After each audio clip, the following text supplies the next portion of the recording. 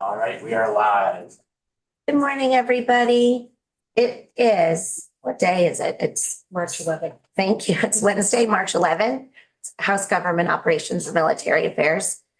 It's a little after 9. We are starting our day. We're taking testimony on,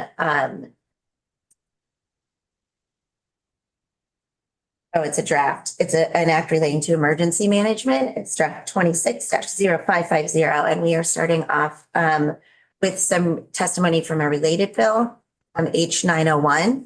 Our first witness this morning is Valerie Hughes from the Deaf Independence, who's the Deaf Independence Program Coordinator from the Vermont Center for Independent Living. Good morning. Thanks for coming in. Good morning. Good morning, everyone.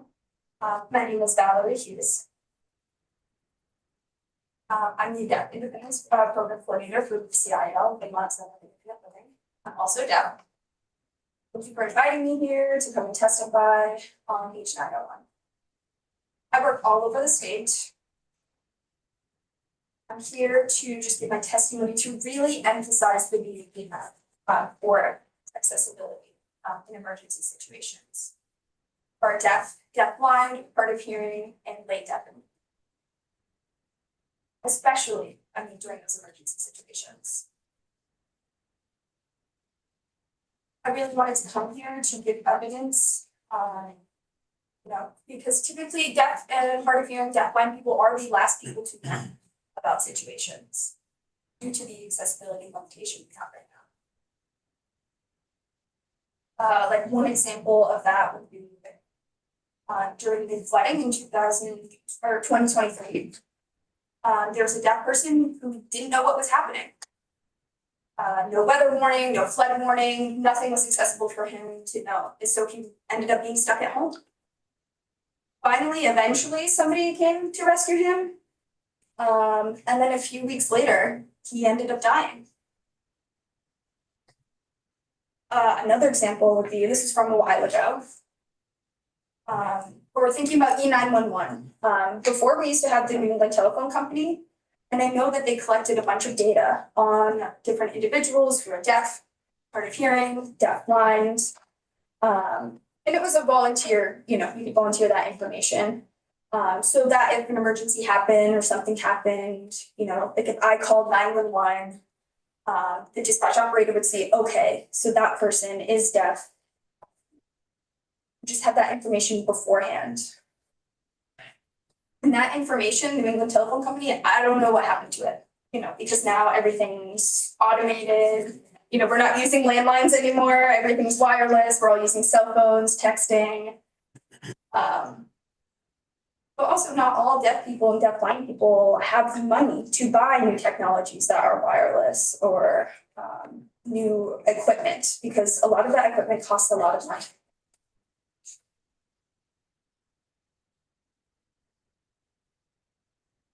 We really need to fix that. We need to investigate that. We have a video phone that will call 911. Not all deaf people have that because they can't afford it. Not all deaf people can afford Wi-Fi.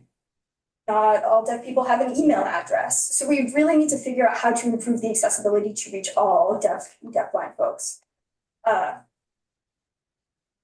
We need some kind of program to have financial assistance,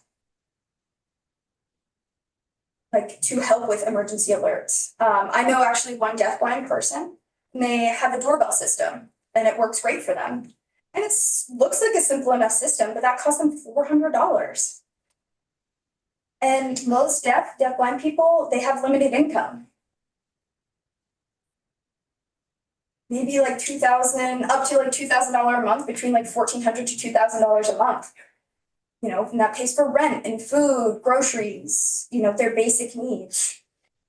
So a lot of deaf and deafblind people have such a limited budget. It's hard to afford services and equipment like that. And also typically you need to buy other things, different smoke alarms, different equipment just for your home. So we really do need to focus on the financial part of this system as well. We also need to think about training first responders, fire department, EMTs, so that they can provide safe and individualistic, accommodations for deaf, hard of hearing, and deaf-blind people.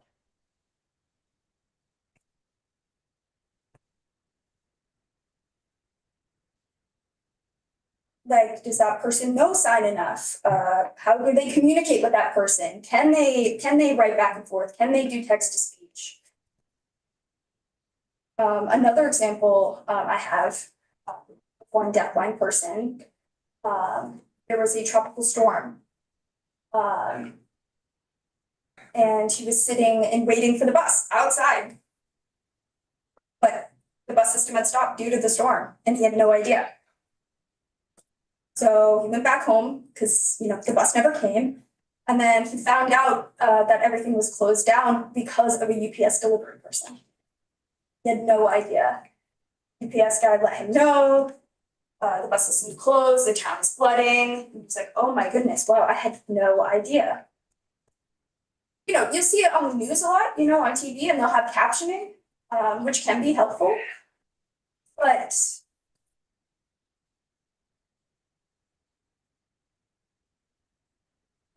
sometimes the captionings are so quick.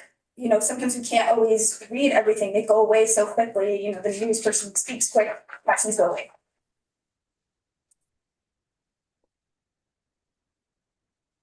And we've advocated and asked for help for so many years. Just advocating for equality, having that equity of information. I mean, you all can get the information, no problem. We have to depend on someone.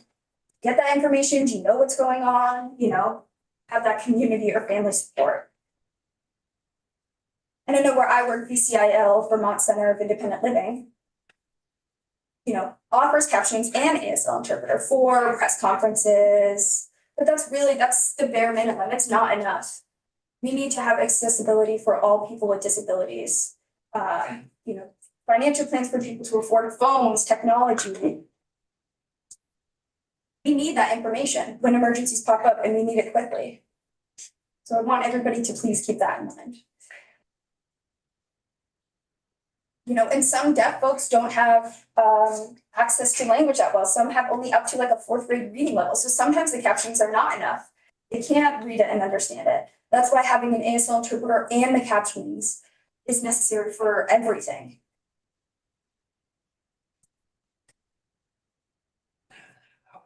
If somebody is telling, a recent example also was that there was a gunman, and the police were warning everybody, hey, stay in your home, stay in your home. But that deaf-blind person had no idea. They didn't know they had to stay at home.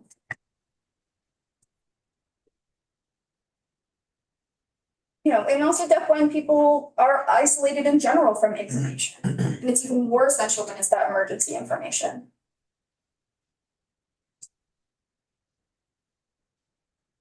And deaf folks are not always close to their families due to the lack of communication. Some people are lucky to depend on their families and some people can't. Maybe their families are all hearing and they don't know sign language and that one deaf person only speaks and uses oral communication and just the communication is not really there. I grew up speaking and using sign language. When I grew up and I became really fluent in sign language, I chose not to speak anymore because that's my native language, but all of you guys speak to each other. And most parents don't sign with their deaf child. So that relationship, that bonding is really disconnected. Or I'll see some families that, will try a little bit of sign, but it's not enough to have a full, meaningful, deep relationship with their children. I mean, I'm a very lucky person. My mom signed, my sister signs, my children sign. I have nieces and nephews that sign, my whole family. But a lot of deaf people aren't that lucky. A lot of them don't share that experience. Now my stepfather was a Hall of Fame broadcaster here in Vermont. And he always made sure that I got information. He would share that to me. And I try to share it with the community, but I don't know everybody. It's impossible for just me to share all this information with everybody. And again, with my stepfather, he is experienced hearing loss now. Later in his life, he's more late deaf end. He has hearing aids and he does wear them. But when he takes his hearing aids off, he barely can hear. And now he can really sympathize with me in a way he was never able to before about how much hearing loss impacts communication and lack of a relationship you can have with folks. And still, he always does update me on what's happening in the community and around Vermont. You know, but just think about you. Like, if you became late deafened, like, think about all the information you would miss. And I just want to thank you for letting me come here and testify in front of you. Please feel free to contact me anytime. I have my business card with my email and phone number on it, and thank you so much. Thank you. Thank you. Anyone have any questions?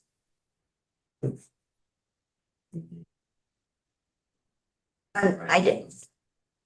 So we don't have all the money in the whole world, but if we did, Yeah, I know. Yeah. I understand that for sure. right, but what would be your ideal first Wish we could steps wave then? that Magic wand and all, we'd have all the money and have all the answers. Yeah, but what would be the ideal first steps?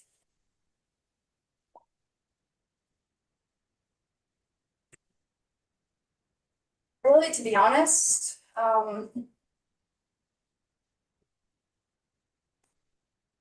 try to improve accessibility for everyone, including, deaf, blind. You know, we've been focusing on deaf and deafblind for the last few years, and I can see how much the lack of information that they're given are accessible to.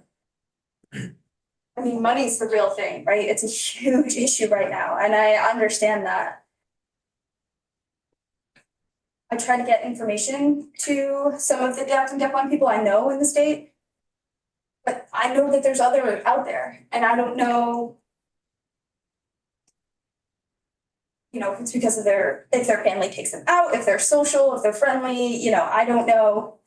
If I don't know them and I don't see them around, it's, you know, hard for me to access them and get their contact information. I think we just need to improve the system and how we can make that communication more accessible for them. Dr. Coffin? Yes, can I ask you, as far as emergency management, what would be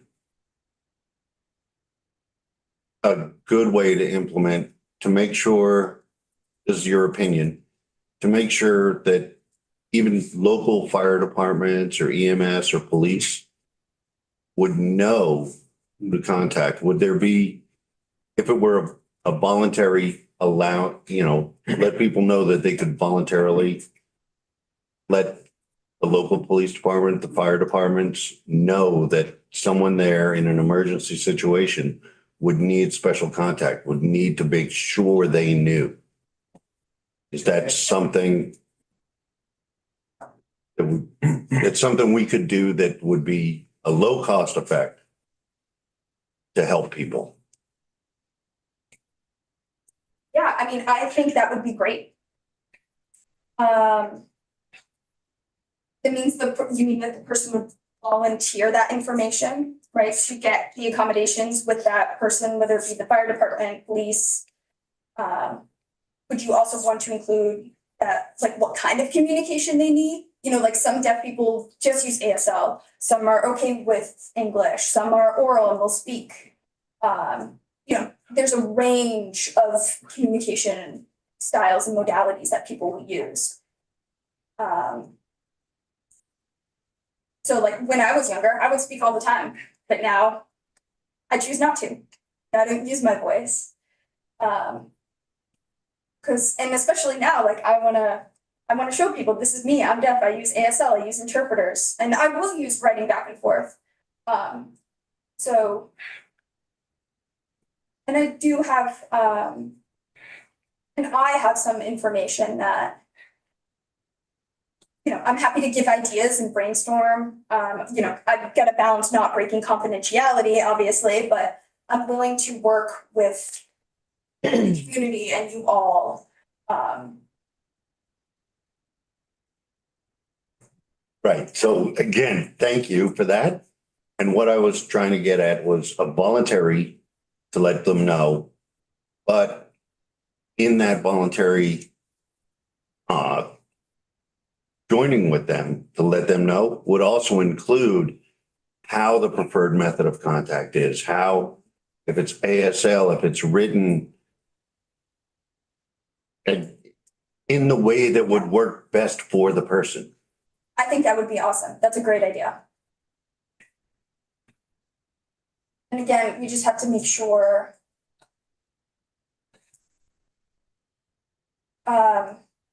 any videos that you create that have captioning, have like an ASL interpreter in the corner to kind of make sure that that community has access to the information. So they know that that like survey or however you're collecting that data is happening. And they can like opt in for that. And also I know Rhode Island has a position in their state government. And that person is deaf and they're responsible for. His name is Michael. The last name is B-A-E-R, Bear. Yeah. Michael Bear. And he works with training other states. He'll go to other states about emergency management. How to talk with deaf-blind people. I know last year he did that. I think last year he talked with Elizabeth Burrows about that system, his training.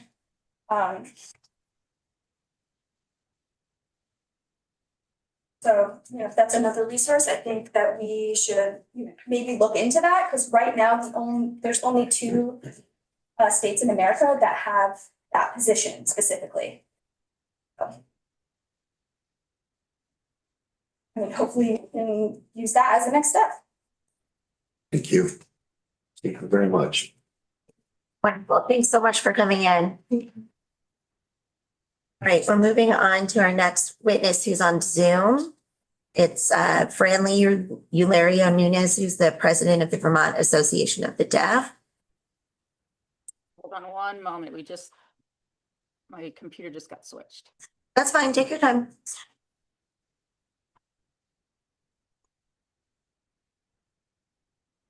Okay. He's saying, yes, hello, thank you. My name's Franly, and I am the president of VTAD, Vermont Association of the Deaf. I started in last year, 2025. I moved to Vermont in 2023 for graduate school. So I've been in the state for a couple of years, and my background moving here, I'll let you know, I am a biotech at University of Vermont, and I study emergency response and emergency management. So, because we do that in the lab, we always have to study that, how we get out of because we are working with chemicals, we have to all train and learn, what do we do in case of emergency? We all have to leave. And so I've looked at that and see how I've learned how to do that and what we've learned from that. And I see that there are some gaps in that response.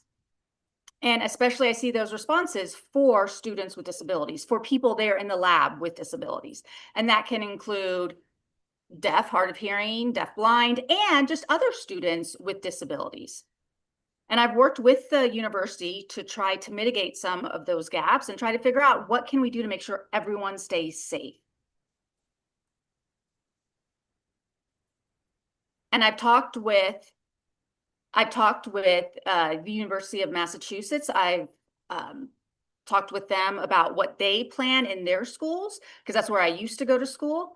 And so then when we came here, when I came here and I became the president of Vermont Association of the Deaf, I saw that there are so many gaps here with helping people throughout the state with disabilities, especially those who are deaf, hard of hearing, late deafened, and deaf blind. So with this bill, I see, just like how Val just explained, all her experience, seeing what needs to be improved. And I second everything she says. Those are some of my same experiences as well. And you talked about what can we do to make sure that people, deaf people in Vermont, get that access. And I agree that there needs to be steps taken immediately. We talk about municipalities partnering with disability organizations. And I want to share one experience that I've had and that I've seen other people have as well. Now, I know state organizations and towns, municipalities, they partner together, but oftentimes it's organizations that have more of the depth of knowledge. They have the experience, they know what's going on, and where sometimes the state municipalities don't have that. So that's where they need to partner together. And we don't have, and of course, at Vermont Association of the Deaf, we're going to have those experiences, but we haven't partnered with anyone. That places are not partnering with. So we've met people, we've tried to make contact, and they're like, oh yeah, that sounds great. And they're like, okay, Vermont Association of the Deaf, great, that's a great organization. And it starts like they want to get connected with us, but then we don't hear back. And it's like there's momentum and then it stops. And then we're not involved in the decision making. And that's where it ends up impacting the citizens here. And then we don't have emergency plans. We don't have any type of management with how to deal with getting everybody equal access. And then we don't also, when people are planning for how to make sure everyone knows that there's an emergency, they are not including people with disabilities in that planning guide. And that's one of the issues where the people with the experience, with the knowledge, are not involved in the decision making. Right now in Vermont, we do have like a placard, a card, an emergency card that you can have like in your car if you were to get pulled over, where you can say, I'm deaf, you can point to some signs. So there is something like that, but that's it. It's just a small little placard where you just can point to some signs. So there's not anything really where they're working together with deaf organization, with organizations with disabilities. And what there really needs to do is, yes, when we say training, going and having deaf folks go to a firehouse, to a police station, and have a 4-hour training.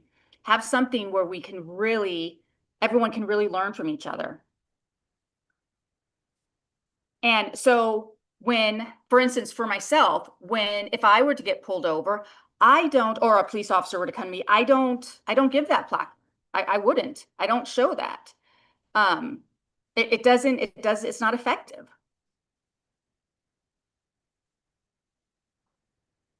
Because it's also putting that responsibility, that accountability, it's all on me. And it's not true effective communication. And we don't have that. And it's all put on the deaf person, the person with the disability, to be the one that has to find out and has to say, hey, this is what I need. And this is, instead of trying to just survive a situation, trying to be safe. And it's putting all the almost the blame on them, where they have to figure everything out, instead of the emergency responders working with us and figuring out what they can do to help. And instead we have to now be the ones that are trying to communicate to them, instead of them communicating with us. And Vermont Association of the Deaf can work with the state, with the municipalities. We can give feedback to make sure we have plans in place, that there is training.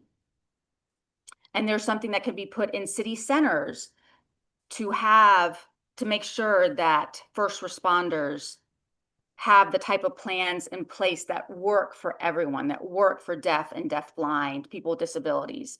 And it's not where the person with the disability is the one that has to conform, is the one that has to have everything in place on their end for a first responder to be able to communicate. Instead, it's a true partnership where the first responders knows what they need to do already. When they arrive on scene, they know what to do. They know what action they can take, instead of the deaf person or the deafblind person is the one that's supposed to somehow, in that emergency, also tell the first responder what they need to communicate. And so if this bill were to pass, we need to also assess emergency management plans to make sure that they are sufficient. Now, I don't see where that's included as well, where that feedback of that, let's make sure that everything is in place and is vetted by the people that are going to be receiving that response, to make sure that it does match with what the needs truly are out there. So we do need to have someone, and it could be, it would need to be set up, some type of timeline, maybe a yearly assessment, every 2-year assessment, something to make sure that it is still working. And if there's any changes that need to be made, we need to make sure that it functions properly for people with disabilities. So we absolutely need to have some type of assessment plan in place so that we can make sure routinely that we are checking in to make sure everything is flowing the way it needs to be. And then also how the emergency management works with healthcare is so it is also something we need to discuss. So the Brattleboro Hospital, Memorial Hospital, I'm not sure if you guys are aware or not of how that works, but they, sorry, hold on one moment.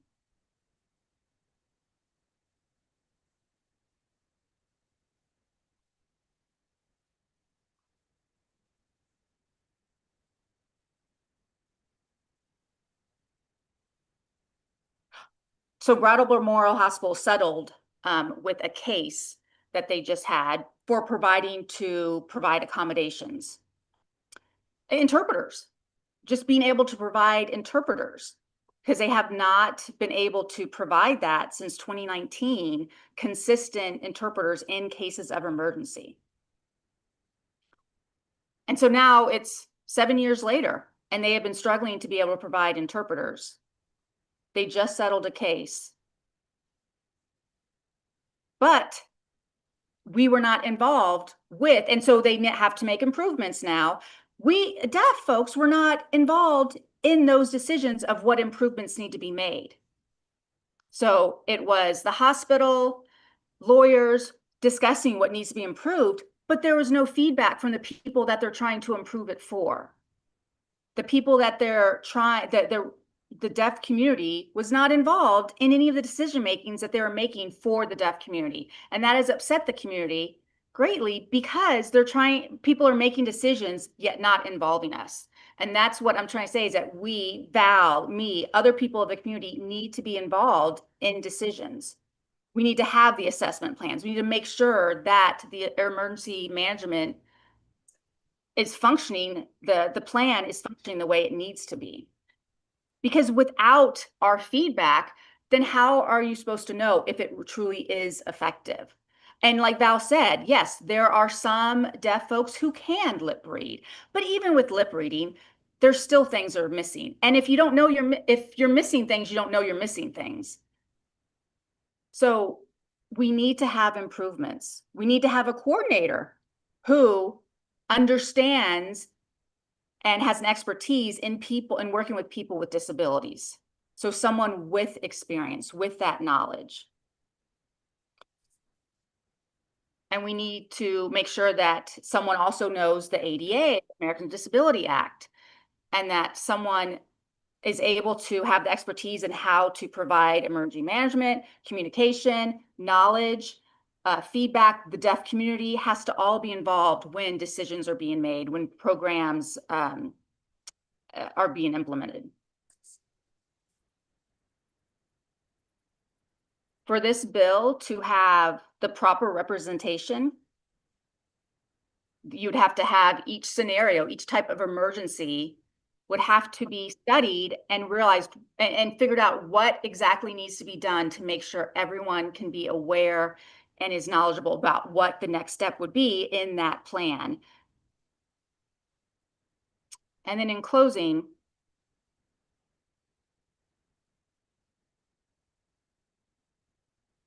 I was thinking of how leadership, how everyone needs to work together, how it's everyone working together, but we have to also think about the individuals involved in an emergency.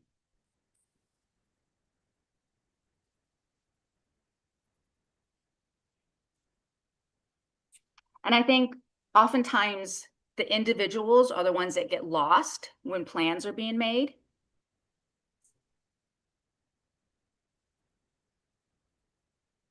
And I see this in the school systems as well. We have about 400 students who identify as deaf, hard of hearing, deaf and blind in the state. And many schools think, oh, well, this is great. We have an IEP, individual education plan for these students. We have this. They think everything's going well with that. And they're not realizing that we are still not serving those students as well. You think, oh, we have a plan. So once we have that plan, everything's good. We'll check in and then you just start going along. And that's what I don't want to happen here, is that we make a plan and then we just think everything's great and we're not checking in. We're not making sure if that plan is really, truly working for the individuals in this state. We want to have something on TV, some type of warning system on TV, talking about the different things that we can use. Yes, cell phones are great, but we do live in a rural state and you can't always depend on Wi-Fi, internet service, especially during storms, during some type of emergency situation. So just going on a cell phone warning system is just not enough. We need also warnings on TV. We need to diversitize all of the warning systems especially because of our state, and you can't just rely on cell phones. So we have to think about all the different ways that we can make sure we are letting people know when there is an emergency. So thank you so much for letting me come here and give my testimony. I appreciate being involved. Thank you so much. Does anyone have any questions in the room? I'm wondering what, going back to what you were saying about the first responders, or, police officers when they interact with deaf folks. And I'm wondering if if there's any is there any training at all? Are they given any guidance about how to behave in these situations, or what's the most useful for people? Or are they just doing this on the fly kind of?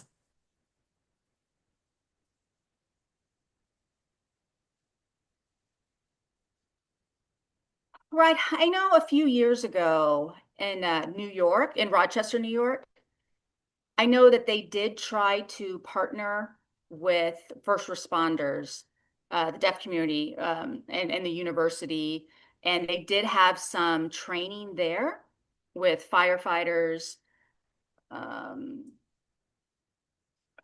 first responders, and they did kind of have some scenarios that they played out. They would do, okay, what would they do in a national disaster? So they would have some mock drills and they would actually do it and see what needed to change, what they needed to improve. So I know that has been done in the past in New York. But again, I don't know how funding would work for doing something like that here. I know Rochester, New York, they are pretty good with developing emergency response teams, because there's such a large deaf population in Rochester. So that might be a good place to just check to see how they have worked that with training and partnership. So I know there are organizations here where maybe we could do something like that as well, where we could get together and you could have the Vermont Association of the Deaf along with the first responders doing a mock type of drill, and to see how this really looks like, what actually happens when you were there in an emergency. So yeah, I think that would be something great to do. We have not had that here.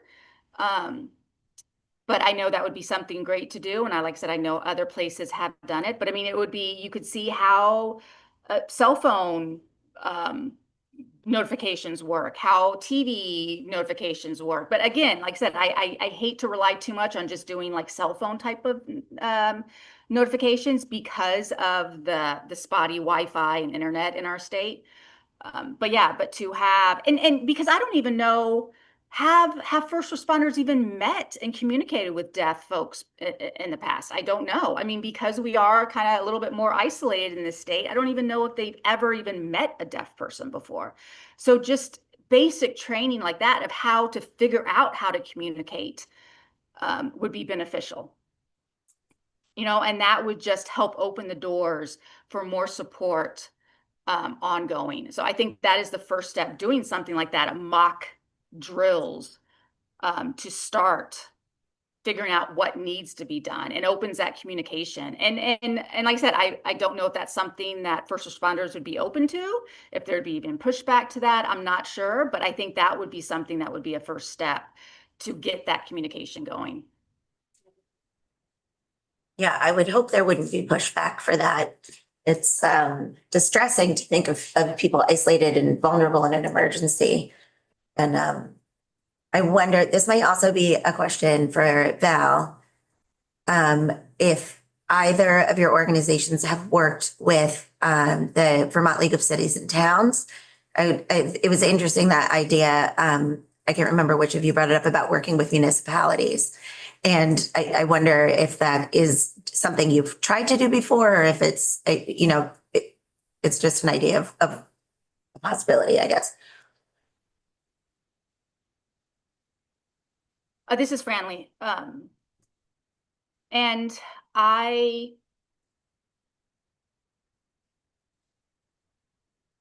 did try to work with municipalities in the past.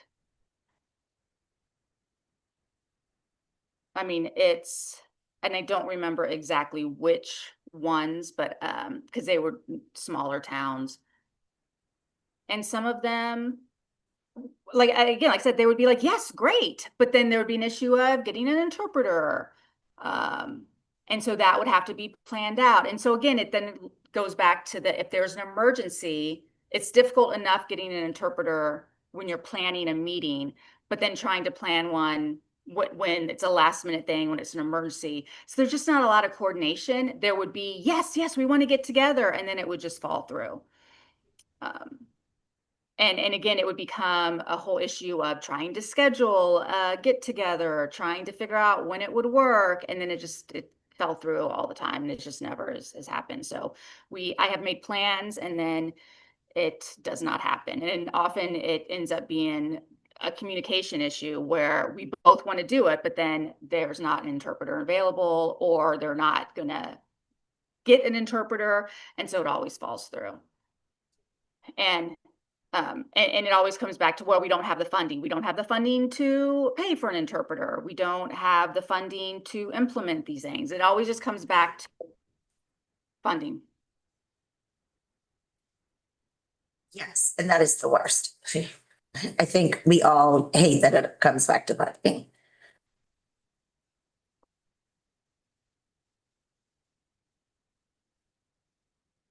Right. And it feels like we just keep getting the door slammed in our face over and over again. And we need action. We need to set up action now. We keep having meetings, and Val and I, and I know other deaf leaders in the state, we feel like we keep trying to get momentum and going and make connections and start plans. And it feels like we're just always the one trying to chase after everyone, and then the doors are slammed in front of us. And it feels so frustrating for us trying to break through and make sure we are getting our needs met in the state, and that we are aware of emergencies. We need to be aware when something's happening. Thank you. I appreciate it so much. I appreciate you coming in and talking to us about this. I think it's, something that we weren't, I won't speak for the rest of the committee, but I wasn't totally aware of how frustrating it's been and difficult. And I'm glad that we can hopefully address it now. Thank you so much.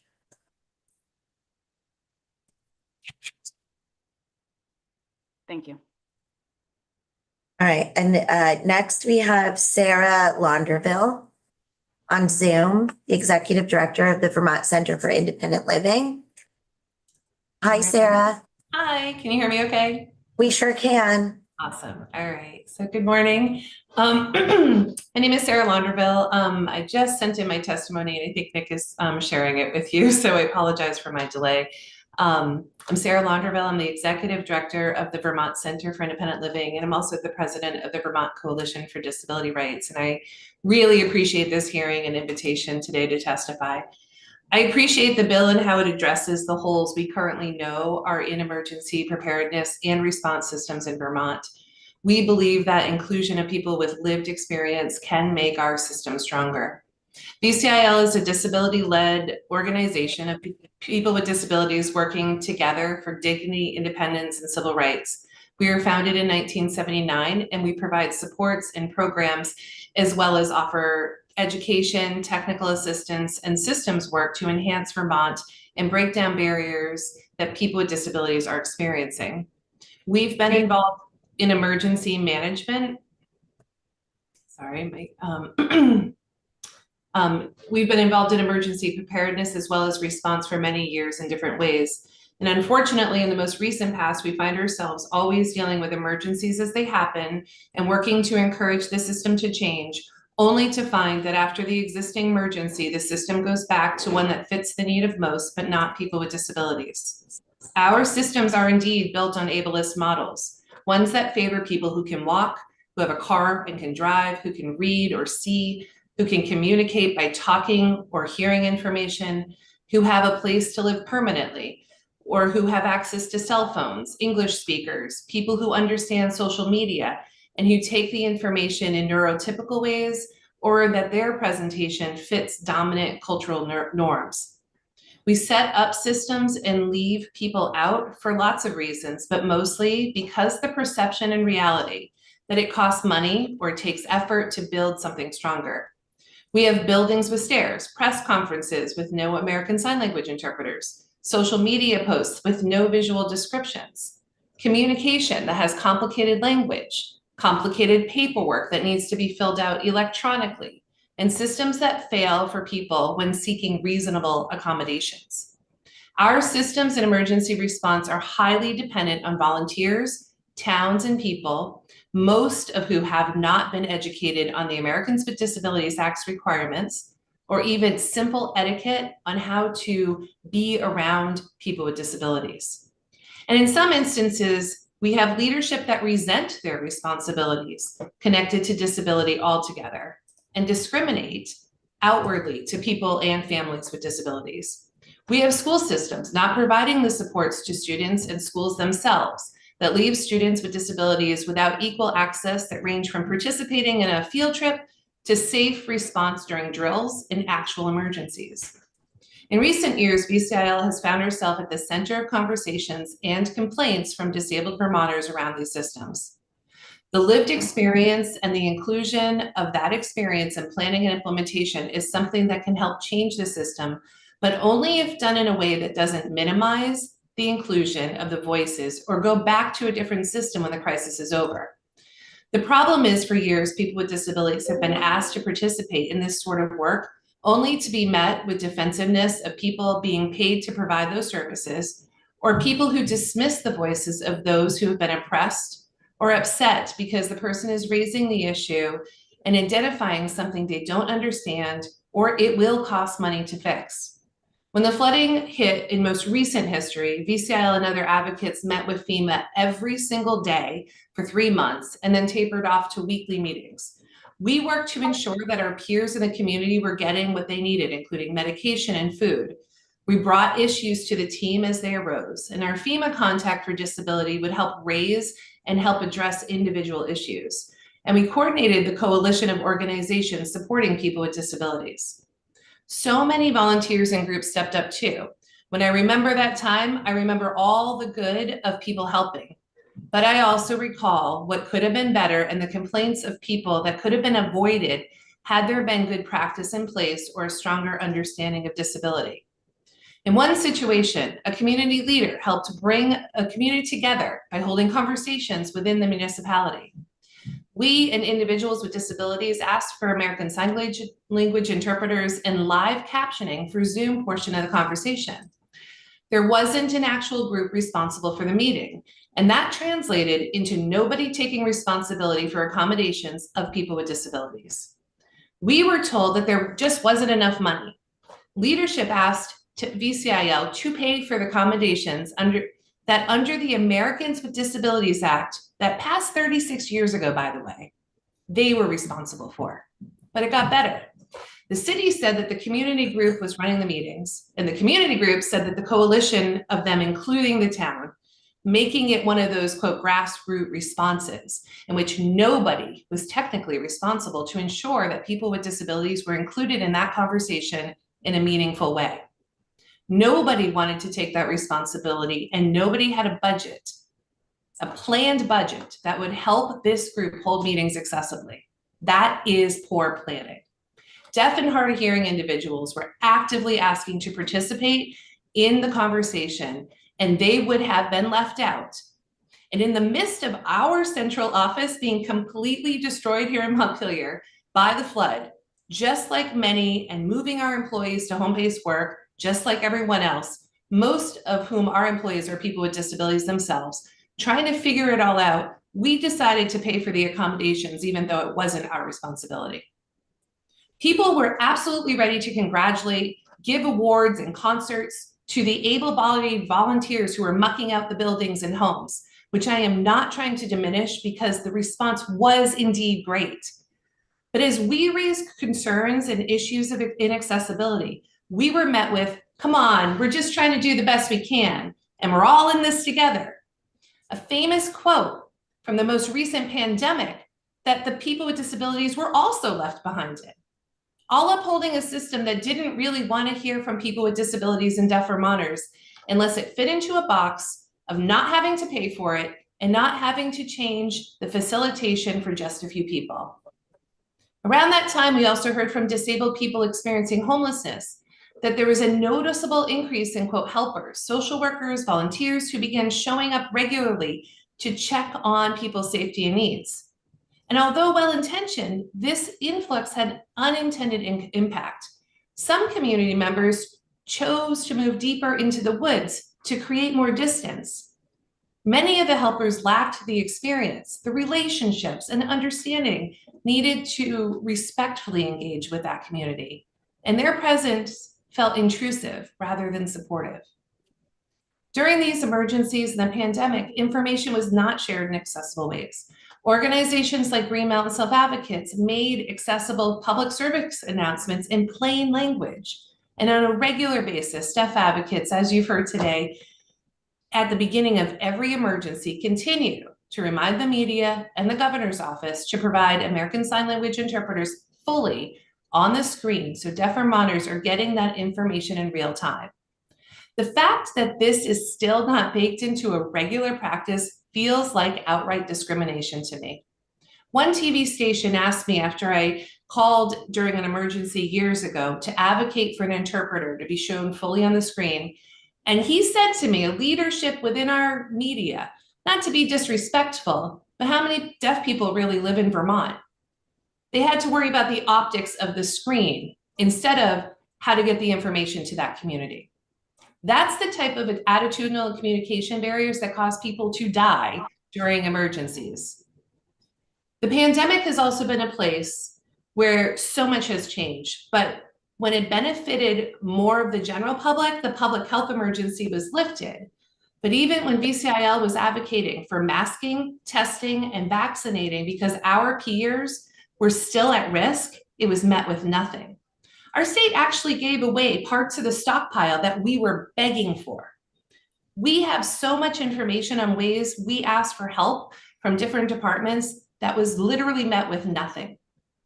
In order for these systems to really respond, it needs to include all parts of government, because our systems of support to people with disabilities is across different parts of government, all with different experiences or plans around emergency prep and response.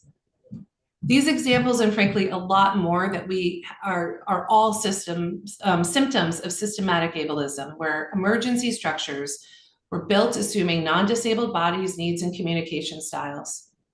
In terms of the bill, specifically, VCIL is in support of the requirement that emergency management systems incorporate disability expertise, including people with lived disability experience, and adopt the CBIS access and functional needs framework to identify and accommodate disabled people's needs.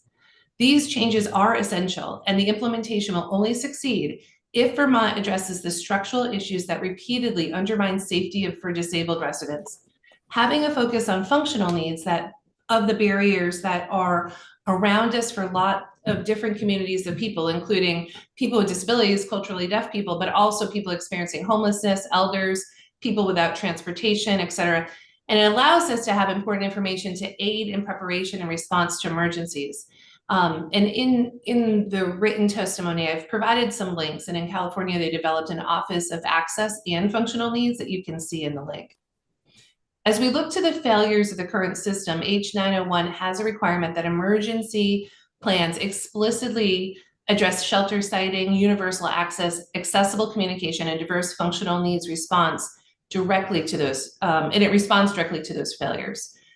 We really appreciate that it has, the bill stays away from relying on disability disaster registries, which tend to put the responsibility on individuals and systems that don't always have safeguards.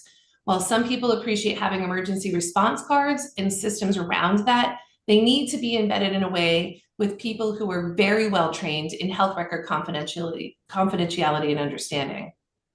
VCIL has offered skill trainings to individuals who develop their own emergency response plans, and we receive money from local businesses as well as the Vermont State Independent Living Council to support emergency kits that people with disabilities build themselves from their own personal needs, which go beyond the sort of one-size-fit-all emergency kits that we see out there now.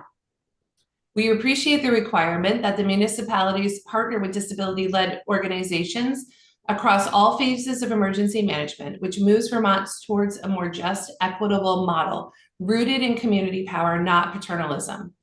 We recommend that that be compensated. By putting this requirement, we know that municipalities will reach out and ask for names. We already know that they're going to reach out and ask us for names of disabled residents to use that information and build their plans. The emotional toll it takes for individuals to participate in these efforts of working groups will be immense. And we have lots of examples of how people with disabilities have been used, and reports are put together by the quote professionals, and then they override the lived experience expertise. As testified to earlier and in other committees over time, there's a critical missing piece that emergency systems rely too heavily on volunteers. Vermont's emergency management infrastructure, especially at the municipal level, often depends on well-intentioned but untrained and undertrained volunteers.